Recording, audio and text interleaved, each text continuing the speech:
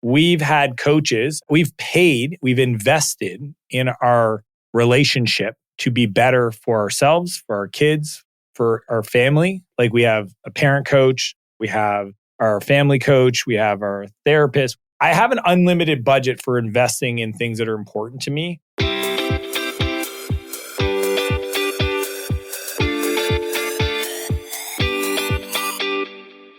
Hey, it's Renee. Welcome to the Into the Wild Show, the podcast for women who want to build incredible mental strength to level up their business and lifestyle. I'm Renee Warren, the founder of We Wild Women, author, speaker, award-winning entrepreneur, and your host. Together, we will make you unapologetic about shining your light, growing your business, and turning you into a wildly confident and successful leader.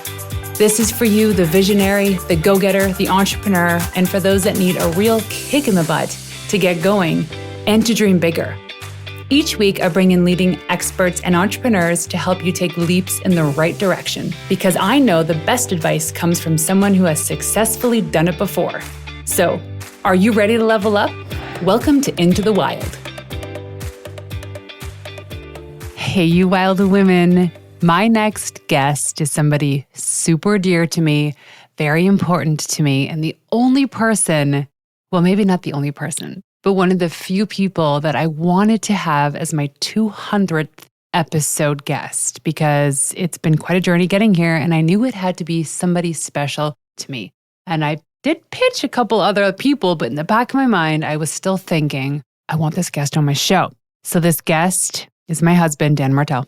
And he is somebody that I've admired for years, even though he is somebody I live with. And yes, there are days he feels like a roommate, and we will talk about that on this episode. But he is a Wall Street Journal bestselling author. I have talked about his book on my podcast before called Buy Back Your Time.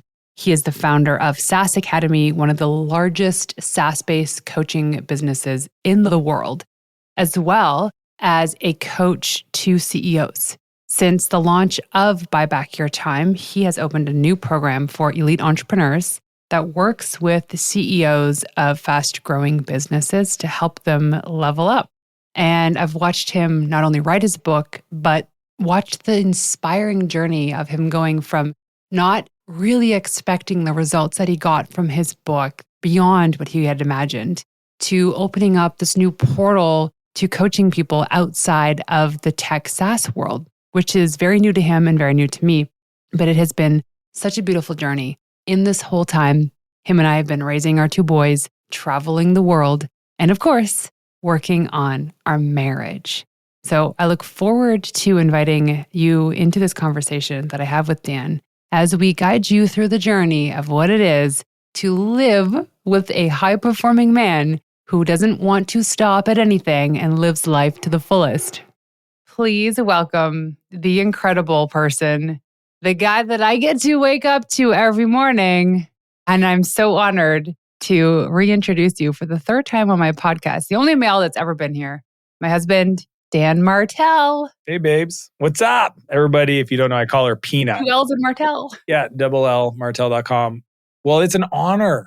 I know how incredible this podcast is and the audience you've put together. And I'm committed to giving you 110%, but more importantly, everybody listening, my best, the behind the scenes, no filters. Let's do it. You are the big reason why this actually started, because I remember talking about doing this podcast, in 2020. And you're like, what's the date? Put it on your calendar. And I was like, fine. And I arbitrarily just looked at the calendar and chose April 27th, 2020. Because I think it was 5 weeks out from when you were like interrogating me. And I did it. And I didn't know what I was doing. I asked you to be a guest on my show and you said, not till you get 100 episodes. And I was like, screw you, but fair enough. How about you're my 100th guest? And then you were my 100th guest. And the reason why you're coming back on this time is because you're my 200th guest. That's super cool. And I know you had me on for the book, Buy Back Your Time, Wall Street Journal bestselling book. If anybody's interested. I talk about your book a lot on this show. Oh, good. They know. I mean, as you know, I'm proud of it. I think it'll help a lot of folks, especially your audience, that are trying to build something meaningful but get stuck. Yeah. And the book too, I've actually put a note I actually folded one of the pages because closer to the back, I'll go find what page it is. He mentions me. It's funny. I didn't realize it until I read the book. And I will say this, obviously this is biased, but I remember when I was started reading your book, I was laying next to you in bed and I turned to you. I was like, holy crap, Dan, this is actually good. He's like, I know, right? I think you were also surprised. I was, yeah. Even though you wrote the darn thing, buy back your time though, the way that I wrote or read the book and actually got the most benefit from it was reading a chapter, executing on everything you taught me in that chapter, then go to the next chapter. I wouldn't move on until that work was done. And so it took me a while to get to the end, but it all made sense. And here's the thing is everything in that book I already knew because I've overheard you talking about it or you've coached me on it or something. However, it was never positioned in the sequence as you had it in the book. So it made more sense to me. That's why I said it was so good. You were shocked that I was shocked. We were all just shocked together and it was a beautiful celebration. But anyways, congratulations on becoming Wall Street Journal bestseller. You definitely deserved it. I know how hard you worked on that thing. Even to this day, what are we? 5 months out from book pub? What is it? Something like that? Yeah, January 17th. No, a little longer, 7 months. And you are still doing interviews and you're still promoting that every thing. day. I just got off another podcast or PR thing or speaking. It's a message that I'll probably do for honestly the rest of my life. It's just like, as you know, living with me, this is just kind of like a through line for how I think of life. I wrote a book that I wanted to be a perennial seller and always be relevant. And if it was the only book I ever wrote, I'd be happy with it. But luckily, I definitely have multiple books inside of me and excited to start thinking of working on the next one. And I'm here for you. Let's not make it about me. Let's make it about how we can support your audience. This episode is about us. I'm hoping we can get to 3 core themes in this. And they don't necessarily all make sense, but these are like things that are burning inside of me that I want to talk about. The first one is now that you've launched this book, you don't coach just SaaS companies anymore. Now you've opened up to coaching mostly businesses, and we'll talk about that. But I also want to get your perspective now on the difference between men and women in coaching. And then the second hot topic, which is a huge hot topic, is our house operations. And the last one is parenting and marriage. So maybe they all kind of go together. But first of all, what is it that you do and who do you do it for? So what do I do today? I would call myself as a media person, which is kind of a weird thing considering I've always been an entrepreneur my whole life and I have multiple businesses, but I produce content. We just signed a lease on a new studio space, which I haven't shown you yet, but I told you about. We're going to be building out a bunch of different sets. We're going to be hiring editors and it's going to be a big, meaningful thing. So yeah, I have a big audience online. I'm now an author, best-selling author, which is kind of a crazy idea. YouTuber, got my 100,000 silver plaque behind there, subscribers. But what I do is I help entrepreneurs build companies they don't grow to hate. And that's like the core of what I do. For 10 years, have done it in the software space. Well, my whole career in the software space. But since the book's come out in the last, I think 3-4 months ago, I launched a new program to work with entrepreneurs. Half of them, if not more, are women, which I think is awesome. I've always loved working with female entrepreneurs as an investor, advisor, and now I get to coach them. So I coach entrepreneurs literally how to monetize themselves, how to build their systems, how to lead teams properly, how to get themselves out of their own way and push them way beyond anything they thought was possible. That's like my happy place. And unfortunately, Renee, you've been on the receiving end of that. It's just what I do. But I like to tell people about the person I see inside of them and their potential, and then support them on that path if they feel called to go there. The fortunate side of this is that, I don't know, ladies, when you go to your man or your partner to complain about something or to vent your frustration, and all they want to do is fix it. And 98% of the time, you just want them to listen. And when I was growing my businesses over the years, of course, I had the luxury of having Dan by my side. But at the same time, I'm like, wife hat, don't try to fix or this. I'm like, okay, babes, do you want me to answer your question or do you want me to just listen? I'm happy to do both. I just need a little guidance because I'm a little unclear. And it's funny because like most of the time you're like, just listen. You give me that look. But a few times you're like, no, I want you to coach me. I want your advice. And those always take me back. That's my love language in many ways. So it's what I do. It's how I show up for my friends. It's the way I create the most value for people that I care about. Mm-hmm. Totally. Speaking about coaching, especially women, now that you've kind of jumped I don't want to say jumped ship, because with SaaS Academy, it used to be just technology companies, and now it's not. And you coach a lot of women now, and you've had enough experience in coaching both men and women. What do you see is one of the biggest things that women do that men don't have the tendency of doing? Yeah, that's an awesome question. In the software space, I'd say 5 to 10% are women. So I have a lot of experience over the last while coaching female CEOs of software companies, which is amazing. And then now with my new coaching program, more than half being women, I've gotten a lot more reps at it. And really kind of because it's an earlier stage program where a lot of the other ones are further on in their like multiple 7 figures is earlier. A lot of the clients I coach in the software space are kind of 7 figures and beyond. There's a lot. Now, this is generalities. And I can speak in generalities. I can speak in my judgment, but there's always exceptions to the rule. So I'm just going to throw kind of some of the high level things that I've seen that's different. The big one is men typically have way more confidence. Out of 100 men, they're seeking to be successful. When I ask them to paint me a picture of their future and their dreams and their goals, for example, a 17-year-old kid this morning, he's like, I want to do 100 million by the time I'm 30.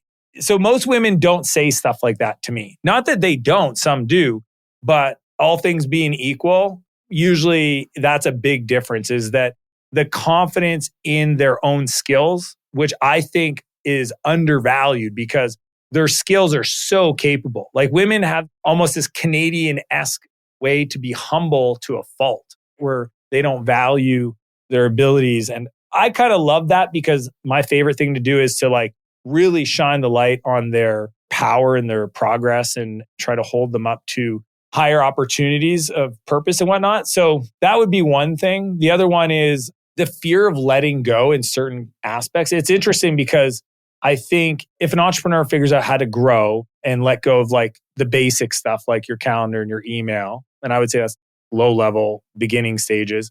I've seen some of them like grow multiple 7-figure companies, but in their personal life, this is the part, Renee, and you could probably tell me why. But even though they grow like a multi-million-dollar business and they know how to delegate at that level, in their home life, they have a hard time doing this. I remember one time I was working with a client and again, she had a 6-7 million a year company and had a whole finance team and a whole executive assistant, all these things, but yet still demanded and required her to manage paying all the bills inside their home. And it was fascinating because they brought that up. They're like, I'm really good in other areas of my life, but other places I feel super stuck.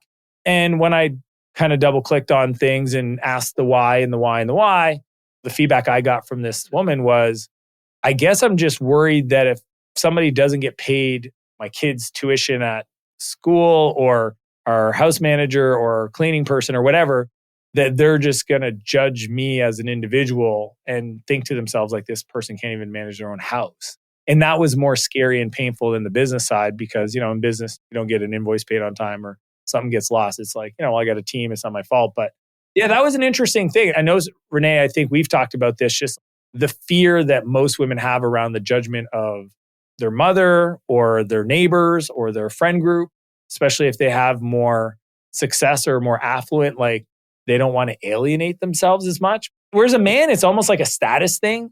Because I remember a long time, I remember reading this thing where like men measure themselves like this, up and down. After I said this, where do you see me on the hierarchy? And women measure themselves this way, which is forward closeness, essentially proximity. And essentially every time they talk, they're essentially saying, now that I've shared this, how close do you feel to me? And I think that's probably a big part of it of where men almost take pride in letting things go or like teams and success and all this stuff. Whereas women are worried about like, if I share this, then maybe you won't feel as connected or that I can't relate to you or you won't relate to my situation as much. I don't know what it is, but it's fascinating. So that's a big part of it. From many of the conversations I have there's this societal pressure, obviously, for women to do it all, but the enoughness comes in. Because if I ask you, do you think you're a great father? I'm the best father. You say yes. Yeah. And then if you ask me the same thing, am I a good mother? And I don't think I am because my definition of a good mother is based on how I was raised, but also the expectations of society. So a good mother makes their kids a healthy breakfast, have their sunblock on, their water bottle packed, they have their hats, they have everything they need for the day. And if they forget something, it's my fault. Now all of a sudden the reflection looks bad on me. I look like I've lost control or I'm unorganized. And so I don't want people to think that, because I want people to know, like, and trust me. And so my kids, they need to go to camp with everything they need, because if they've forgotten something, it's not a matter of that was their responsibility, because you would say, well, if you forgot your hat, that's your fault, Max. But in my mind, it's my mistake. I didn't oversee it. And I see this with a lot of women, that they feel this pressure to do it all.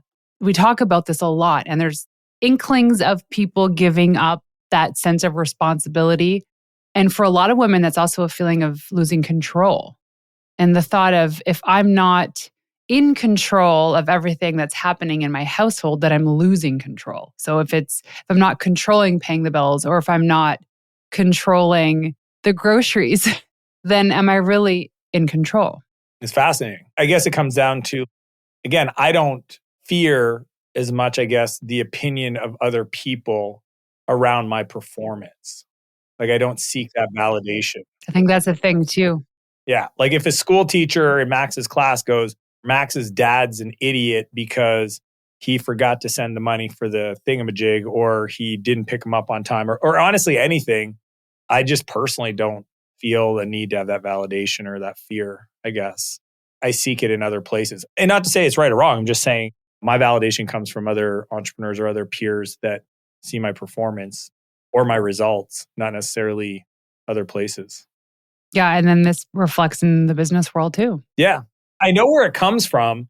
I don't know how to solve it. Luckily, I'm aware about it because I've read a lot about, I mean, it sounds crazy, but you and I both read a bunch of books about relationships and different constructs and internal family systems and just the spiritual side of things and all of it. So, like, as a coach, I love it because I understand where they're coming from. And then based on what they're feeling, I can kind of hopefully sell them on a different point of view. That's kind of what I tell myself. I'm just a professional POV dealer.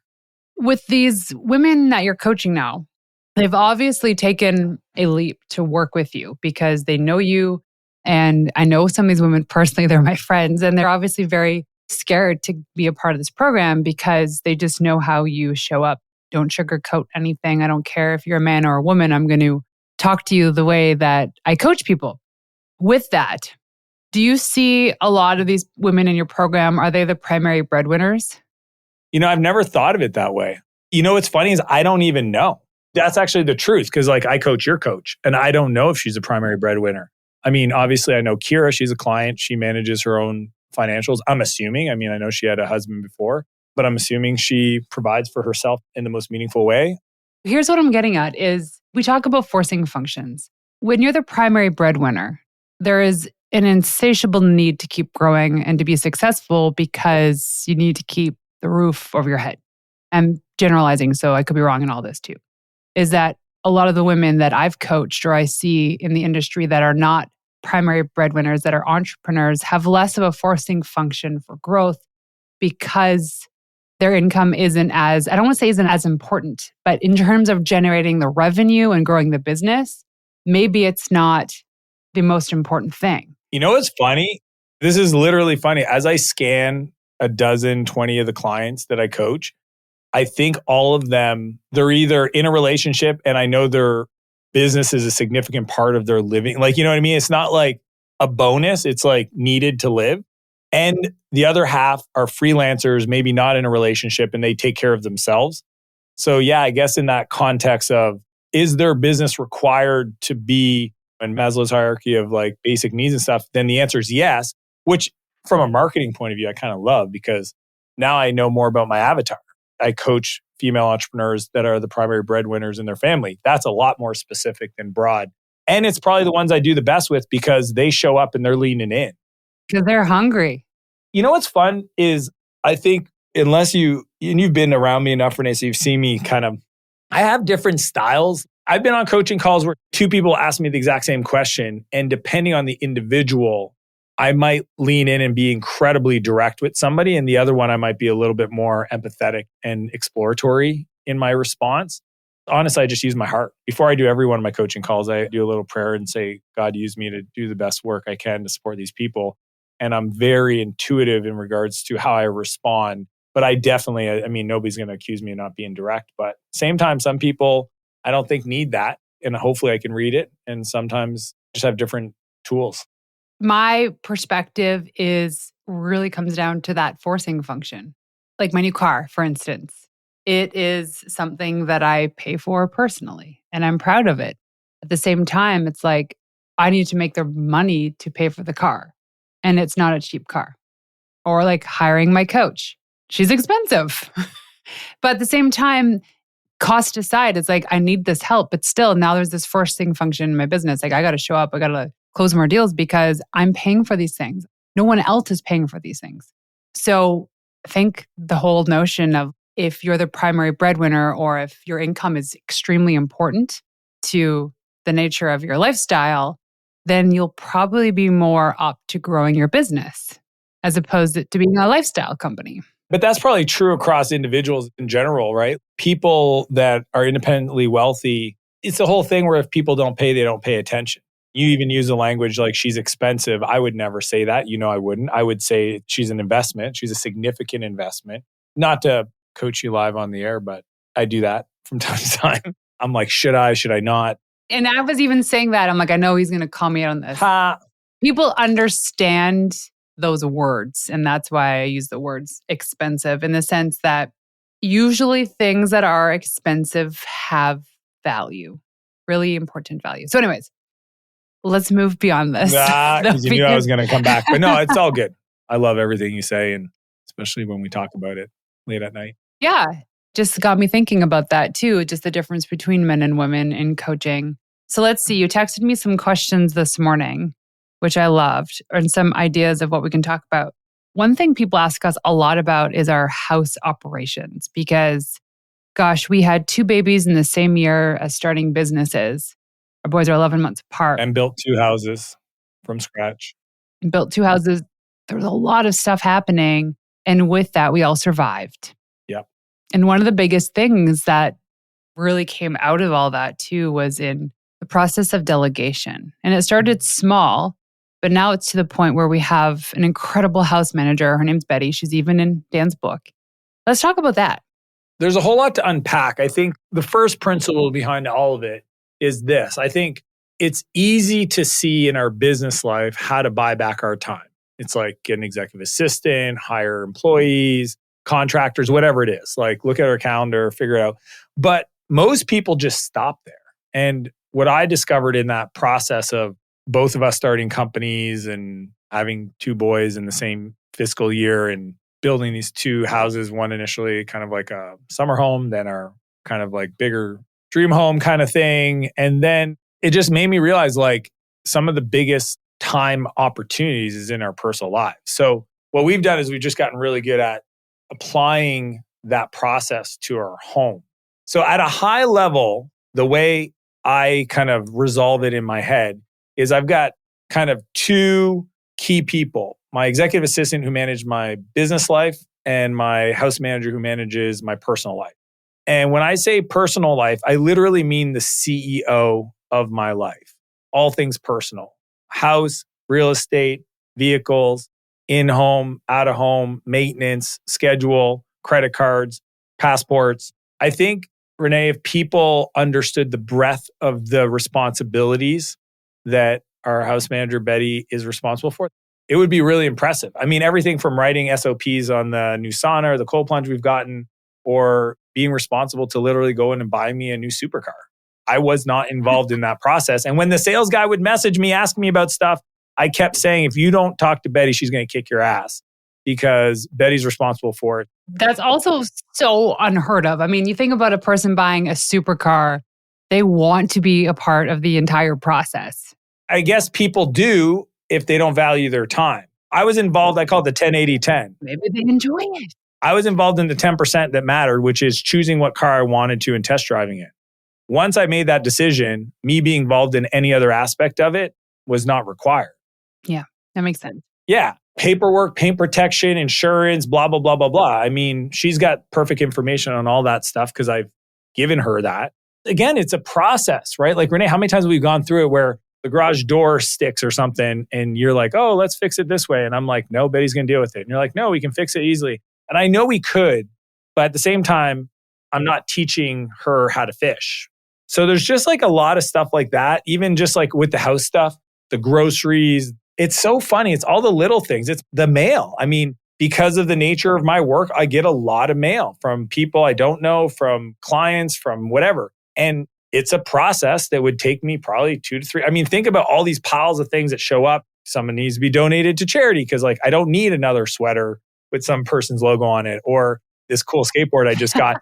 Don't send Dan sweaters with somebody's logo on it. No, I'm not going to But wear I it. get this. So from my perspective, how this started was I was like, we need a cleaning lady. And she came for 2 hours once every 2 weeks. Remember before that, it was a cleaning lady and the chef. Remember because we hired somebody to do meal prep. Yeah. Oh my gosh. Then we hired the chef because it was before real like food prep meal services. Oh yeah, were available. this was like almost 10 years ago. We were doing what we can with what we had. Even the chef was trying his hardest. And he would put these like almost Michelin star type meals together. So you have to understand these were complicated recipes that we still had to put together at home. Didn't work out. Long story short is there was a lot of convincing from Dan to me to get me on board because I felt guilty. I was raised in a household where the woman does this stuff, or even like my dad was 50-50 with a lot of the stuff. He mowed the lawn, watered the lawn, took out the trash, cooked the meals, cleaned up. Like he was very participatory. Let's pause for a sec. Renee, in the time we've been together, how many times have you seen me do anything that you just mentioned? Not 0. at all. I've never done anything. I know. Yeah. Exactly. So most people say a woman will marry their father. I did not do that. Or maybe it was a bait and switch. I would love to take care of the house for you, babes. So anyway, the women that I talked to, they asked me these questions about a house manager. And even to this day, like there's some things I still find hard to let go of because I don't feel like I deserve to be waited on. And in my mind, I'm like, oh, that's my responsibility. Why would somebody else empty my suitcase after going away on a trip? Meanwhile, Dan's like, don't touch my suitcase. Betty will get it. And I'm like, ew, Betty has to go through your dirty clothes. And like, oh, but yeah. And she does it. So for me, it was really, really tough. And even now I'll catch myself emptying the dishwasher and I'm like, I know Betty can just get this in the morning. I just feel like I deserve it more when I participate on some level. But there's probably people listening that are like, how do I do this? And how do you delegate this stuff? So we started with like small things. What are the first things that we had Betty do? Well, even before Betty, our other house managers, I think the first place to start is cleaning. So it's kind of like flying business. I'm not going to get into that. Actually, I'll stop myself. Most people in their house should have somebody help do deep cleans once or twice a week, right? Even once a week.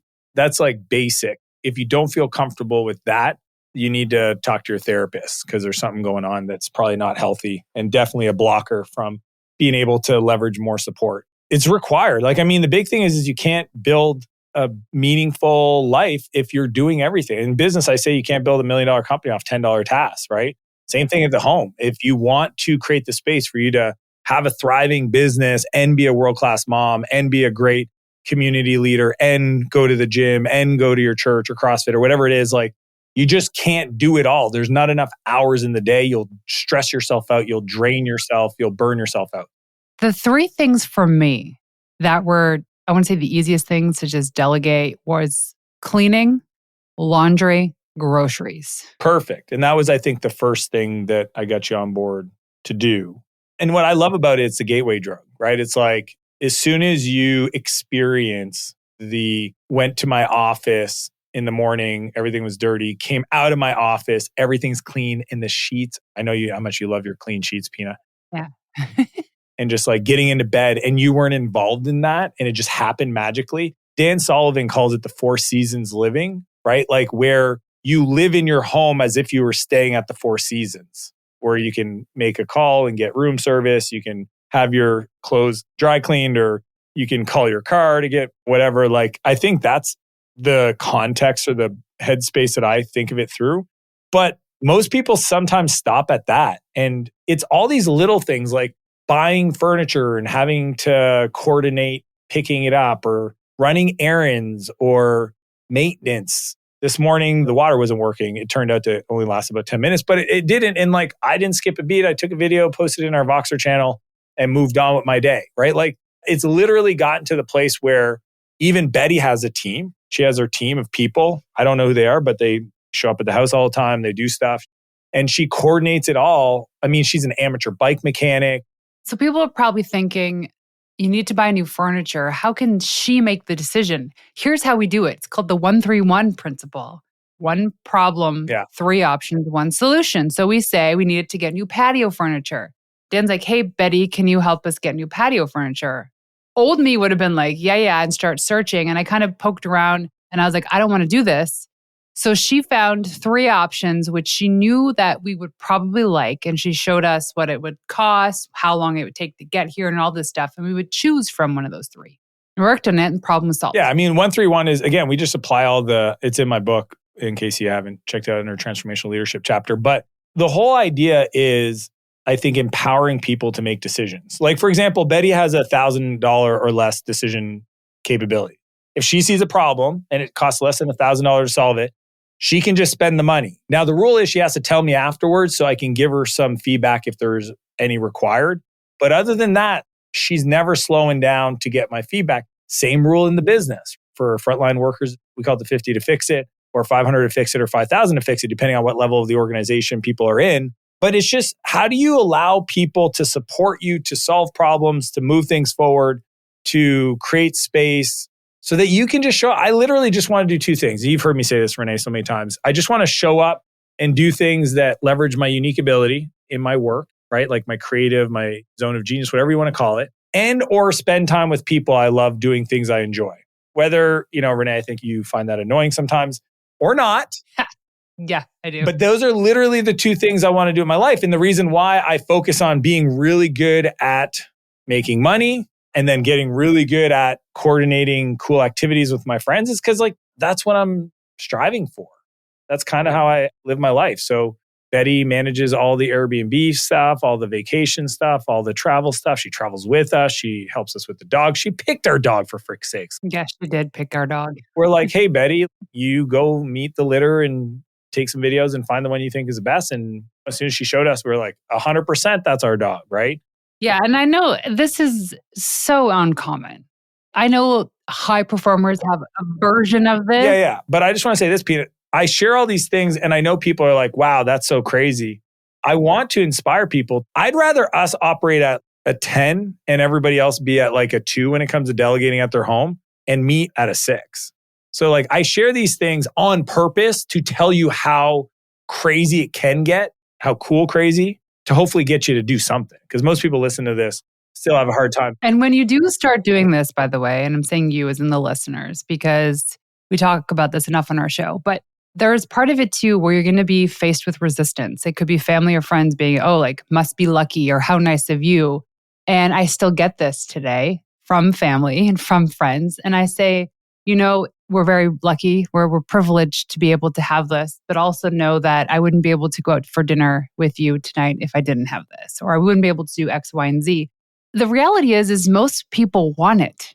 They just don't allow themselves to even have a small piece of it because they're worried about what people are going to think, mostly women, even if they can't afford it. Most people can.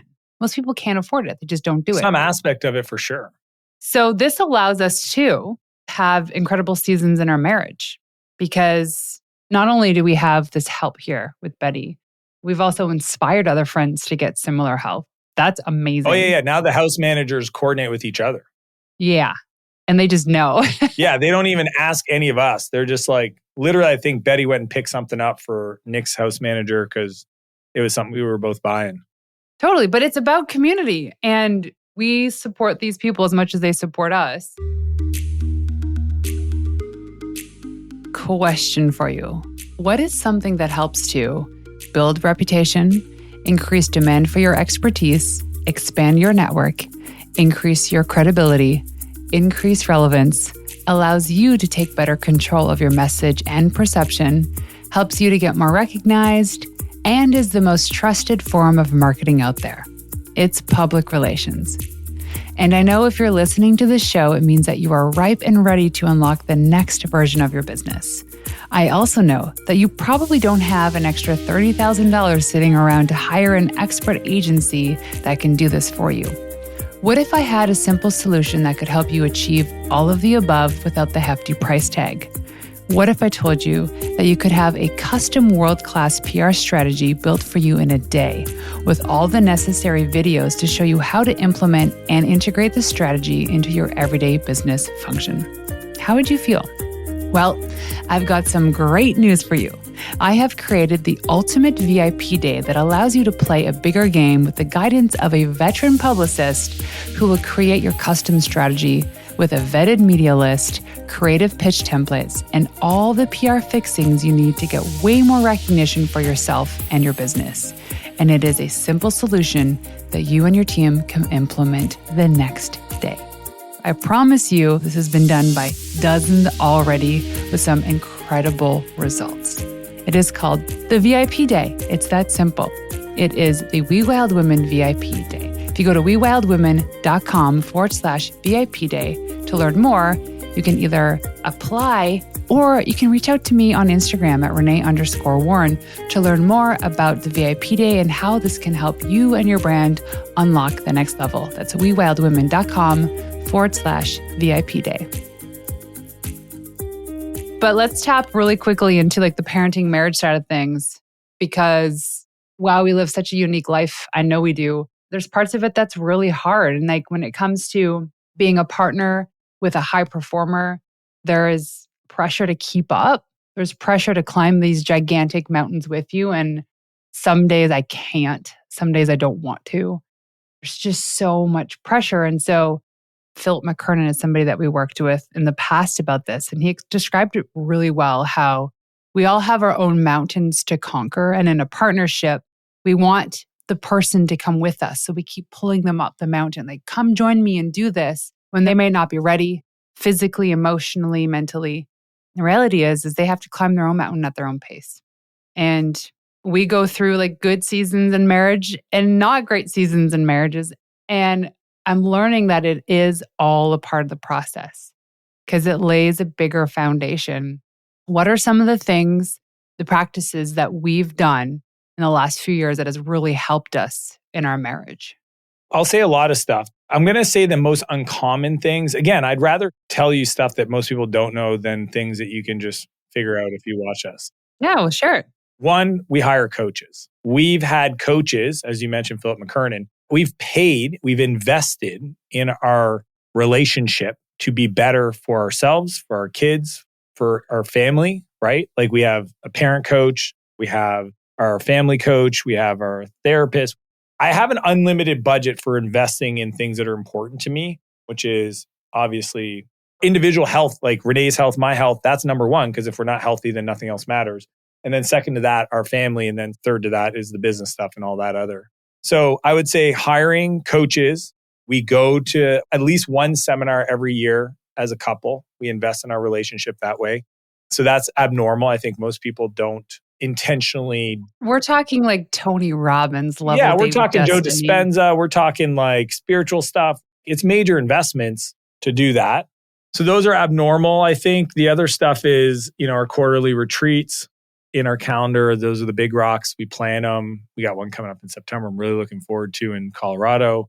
But I mean, again, people listen to this and they go like, oh, I don't even have enough money to hire a cleaning lady. It's like, you don't have to go away for a retreat. You can go on a 6-hour hike on flat ground in the woods with your partner and just have a conversation for 6 hours, just have somebody watch the kids. And that would be better than what people are doing today. So it's not really about how extravagant the thing is. It's just more that there's intentionality around creating the space for you and your partner to get on the same page, right? So we have our agenda when we do that. We review our personal goals, our vision boards and all that stuff. And really just try to over communicate what's important to each of us. The weekly meeting, our family meeting we do every Wednesday for lunch, which is coming up, is another way for us to get on the same page and discuss things that have been left unsaid. Review our weekends, which is always a fun topic of conversation. Renee would rather do nothing. I want to. He's saying that passive aggressively because we have different standards of what a great weekend is. Also, depending on where we've just been. Yeah. And I mean, that's part of the rhythm. I think I put that in my notes to you about things I think people would find fascinating. But just like understanding the rhythm of your partner and trying to figure out how to make it all work. Now, I get I'm abnormal in my desire to squeeze as much life out of every day. And my capacity, I have a very abnormal capacity for experiences and activities and people. So yeah, the weekends are always fun, trying to teach you how to think about the financial infrastructure we've built out. Luckily, we have a great team that manages a lot of that. So if anything happened to me, Renee would be in a great spot with the kids. Let's just double click on that really quickly too. The importance of, and what most people fail to do, because if it wasn't for you, I wouldn't even thought of this as an option. Even for our businesses, how we both, as of not that long ago, have access to everything legally in each other's business if for whatever reason something happens. We merged all of our bank accounts so that it's easier. And accounting and everything. Yeah. That wasn't easy. That was messy. But now it's like, I knew the process was going to be so beautiful once we did it. And this is the whole thing about the complexity ceilings, right? Like people will never surpass their ability to deal with complexity. That's just how it is. Having no house manager, having a house manager are completely due to levels of complexity in the setting up of, but yet it's like creating an SOP for your business, standard operating procedure. It's like, it takes work to do it, but once you have it done, it pays off in dividends, right? So consolidating all of our various bank accounts and banks, I mean, there were several banks involved into one platform, one bank, and then creating the financial team to manage it all on our behalf and even centralizing that so that the reporting and the structure, I mean, it's just kind of like paying off what I call organizational debt. There's sharpening the saw in our personal lives, which could be like our preloaded year. Like sitting down and designing that, getting all the big rocks in, trying to be a little proactive in our year and saying like, what events do you want to do this year? What things you need to get done? What are your girls' trips, et cetera? And putting those in to make sure there's no conflicts and that those are prioritized accordingly. That's just dealing with, I don't know. To me, I've always thought proactively like that. And I just think it just requires a little bit more planning. But that's me. I'm a planner. It's the thing. It's just like you said, creating an SOP. There's always so much more work that goes into it up front, but it saves you so much in the end. We have it for our house. Yeah, like our home SOP, I probably use it every week, for sure every week, sometimes once a day. And like our consolidated passwords, right? Like all in one password. I mean, I've been in the backyard and I'm like trying to put something away and there's a door with a code on it. And I know that if I just go search in our one password, it's there, which is awesome, right? Like it's just taking the time to build the system. Like even in the home, and I don't know if you know about this one, Renee, but in our pantry, there's a spot next to the garbage can that if I put anything there, it gets replenished. So it's kind of like a simple reordering system that Betty and I designed. So that if I'm like 10% of my creatine or protein or whatever, I just drop the bag on the floor and she sees it, she reorders it and puts it back in the cupboard and then swaps it out when it comes in. So like that takes a little bit of thinking and effort, but once you design it, it's like, it's going to pay dividends, maybe 300 times this year, right? Of things I want to reorder, my Zevias or my NAB or whatever it is. Zevias. Gum. So many Zevias gum. It's true.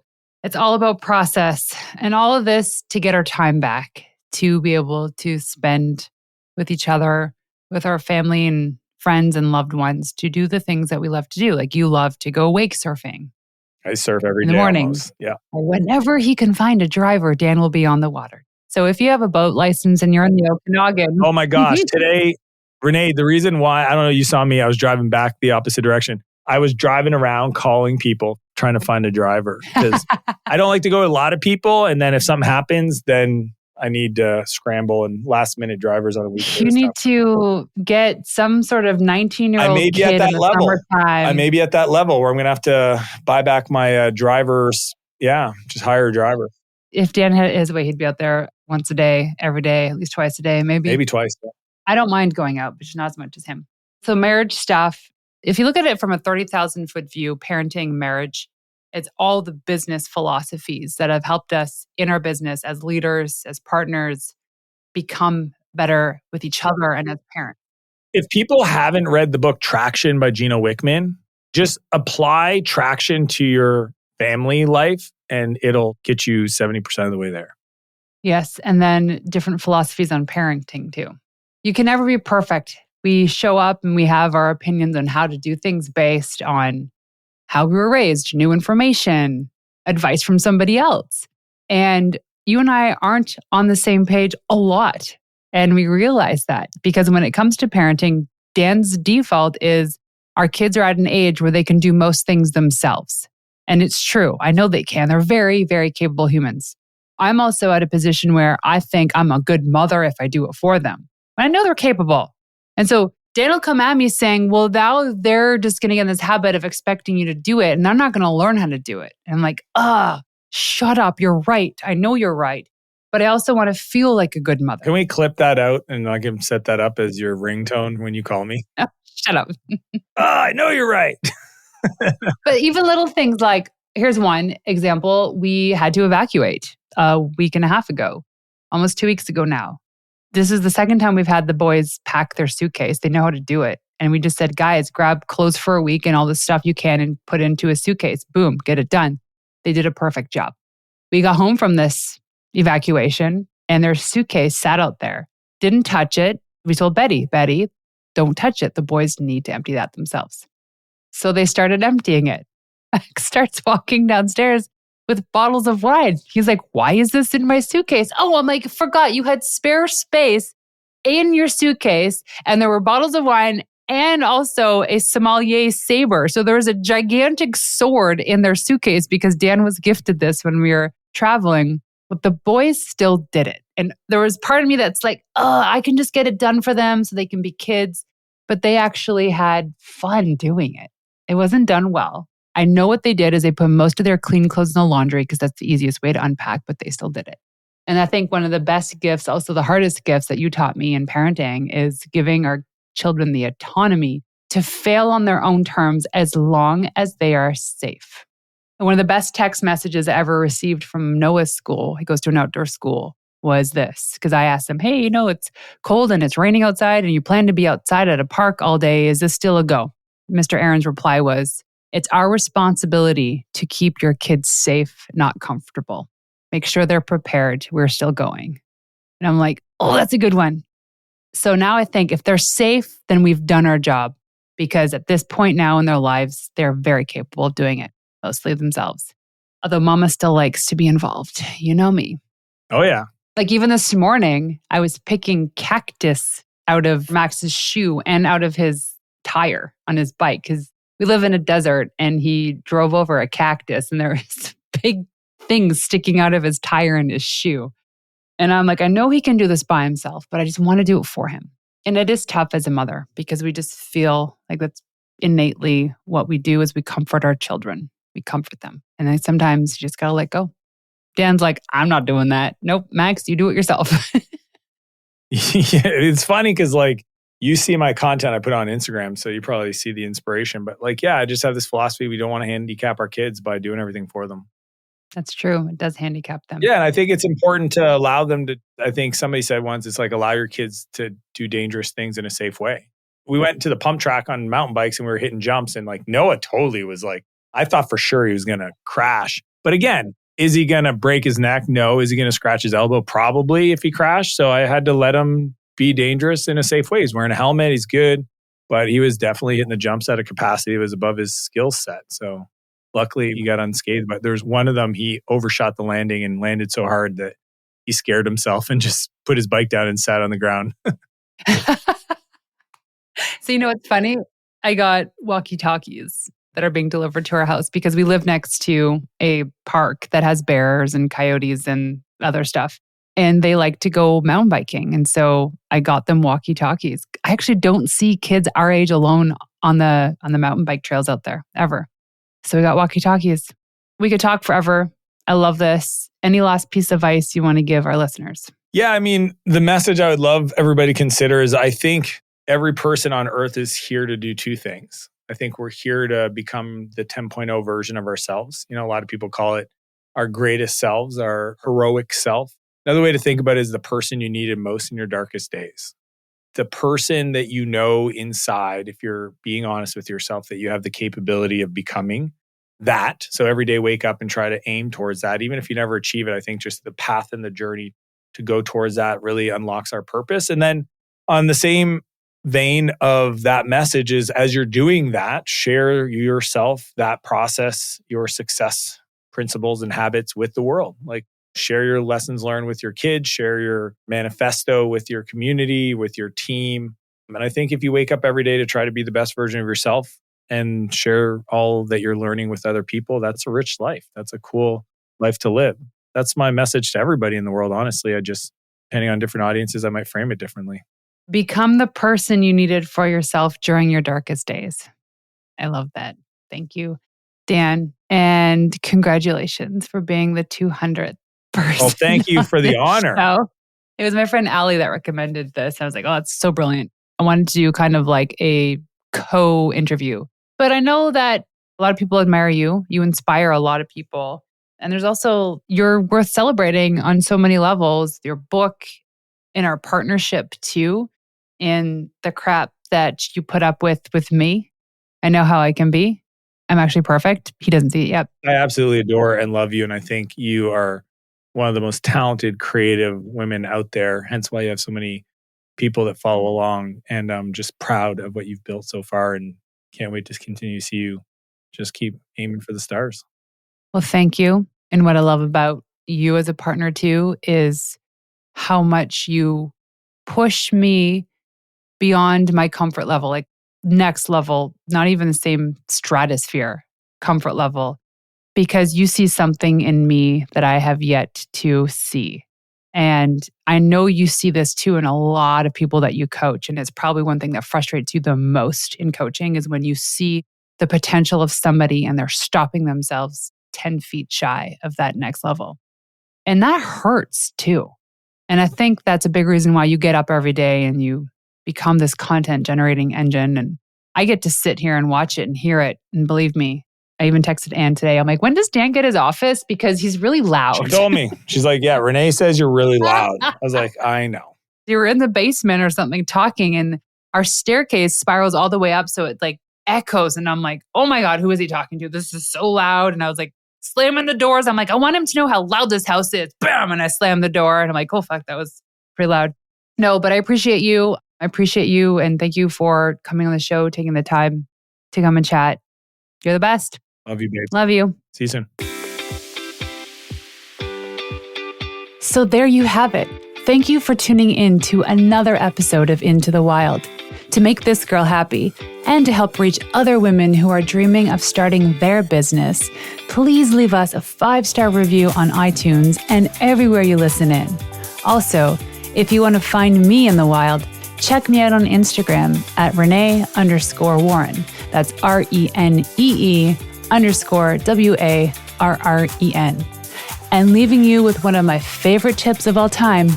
The best advice you could ever receive is from someone who has successfully done it before you. Until next time, ladies, peace out.